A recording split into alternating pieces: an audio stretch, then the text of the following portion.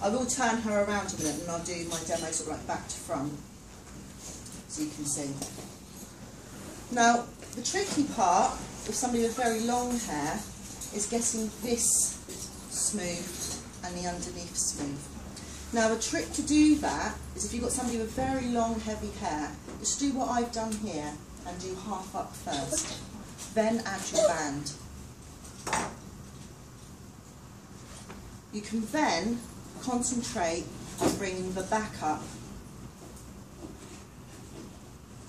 to this already band area. So you're only focusing on 2 sections at a time. Otherwise, trying to bring it all in together, sometimes you find this slips or this slips or front or back. So it just gives you a bit more control. And today with our plaiting in bun, I'm going to show you, try and explain to you that you are in control of the hair. The way you hold it, the tension, etc. Will make the hair do what you want it to do if you have good control over your hair. If you don't, no matter what you try and achieve today, it's not going to work for you. So again, we're going to go into the bun section. So I've done mine half up and half down and then just tied it into a bun.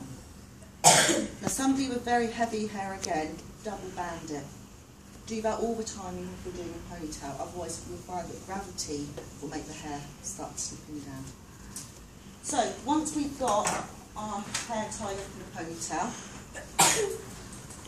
you're going to take your section of hair at the top. Nice clean sections. This is what I mean about being in control of your hair. Every step by step you do, you know exactly what you're taking and the area around that you're taking. Now for your first section, we're going to come upwards and do a barrel curl. Now if one of your models has very fine hair, you can back comb the bottom section, not too vigorously, and that will help when you come over to give this structure. Always back comb the area behind that you want to be seen. For example, if you're going to back comb to give lift on the hair, you'd always back comb on this side and come over. Your back combing is scaffolding. That's what it's there for, is to help the hair stand up. Also back combing can look untidy, so it always needs to be underneath for those reasons. You may need to just run your comb over the top of your back comb because sometimes it leaves a little bit of untidiness through this small section of hair. So, I'll just twist it around. So because I'm doing it back to front, so you can see what I'm doing. But you would be standing this side, okay, facing into your head. So I'm going to take my fingers, and I'm just going to wrap the hair around my finger and place down onto the head. So as you can see right through, put my finger in, you can see right through the section you've made, like a tunnel. Then you're going to get your curvy grips, which are these types of grips. Now you use these to hold in structure of the hair and the weight of the hair. Now I would say don't ever put the hairpins in your mouth because it's unhygienic, but I guarantee you're going to have to put it in your mouth because you end up doing this and this. But just be aware that you're not sharing hair grips. Now you're going to place your hair grip quite high up, so just on that curve that you get, it's just going to go against there. And I'm going to put my hair grips in. I'm going to put 2 on either side so they meet like this. If you bring your hair grip down further, what's going to happen is the curl that you've got, especially if the hair is heavy, it's going to start wanting to come back, or it's going to fan out, and we don't want either of that to happen. So, because you've got the hole that you can see through, you can quite easily place the grip in. Now, if you do have somebody with really long hair, ladies, you're going to find when you do your roll, you're going to need to give it extra structure, protection, which means putting more grips in. You need to put them right down by the hairband itself, at the base. So secure at the top and then put them down at the base. That will hold it and stop it from flopping. So my next section, I'm going to take from the side. And I'm going to repeat the process what I've just done again, but this time I'm going to the side. Now, you need to make sure when you bring it to the side, they're not meeting. You don't want them to meet at this stage because you need to be able to put your fingers in, put your grips in. But also it needs to be quite high up on the side. Don't bring it down here and don't bring it too high up. You do need these to meet at some point to finish that gap that you have. And again, I'm going to do the same again with my hair grips. make sure all your sections are roughly the same width and the same amount of distance. So when you put your first one in, you're going to make sure this one comes up next to it, etc. So we end up with a round shape that's even on both sides. I'm then going to take my section over here and I'm going to do the same again.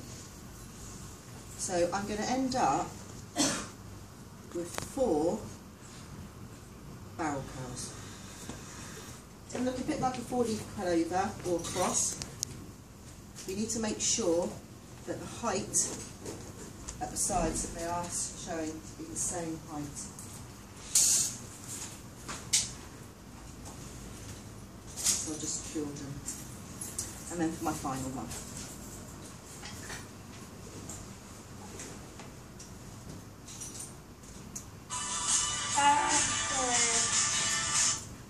I wasn't running. That's all right.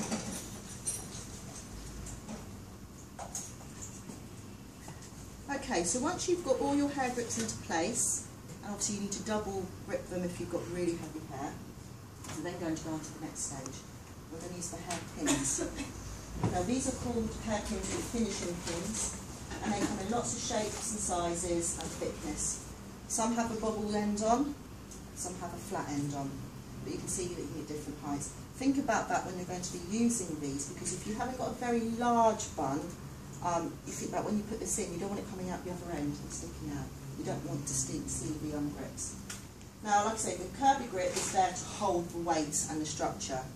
Your pin is to literally do the finishing part for you. And you're going to use your pin to manipulate and to move the hair. So I don't need to touch my bun now. All I'm going to do is pull the grip around. And then at the very base of my bun, near the scalp, I'm then going to insert it so it closes that gap up.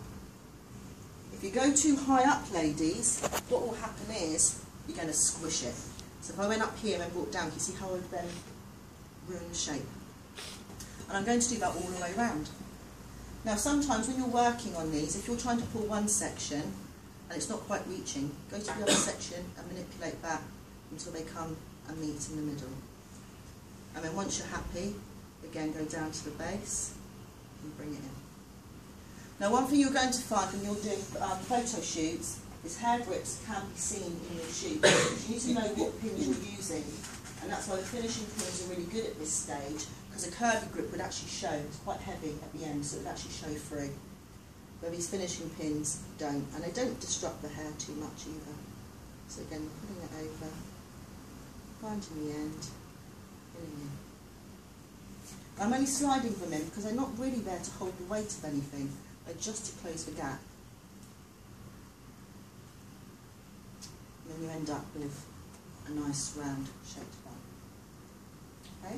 And this bun doesn't have to go on top of the head, it can go on the side or the bottom depending on your style. But just remember, if you come up high like I have, you really need to secure it because gravity will want to put it back down. So if you went to the top of your head, you wouldn't have to worry about gravity so much because it's flat up here. But if you go into an angle of the head, it's always going to want to fall down at a certain point. Okay, any questions on the bun? No? Okay. Now the next thing we're going to be looking at is plaiting. Now I'm going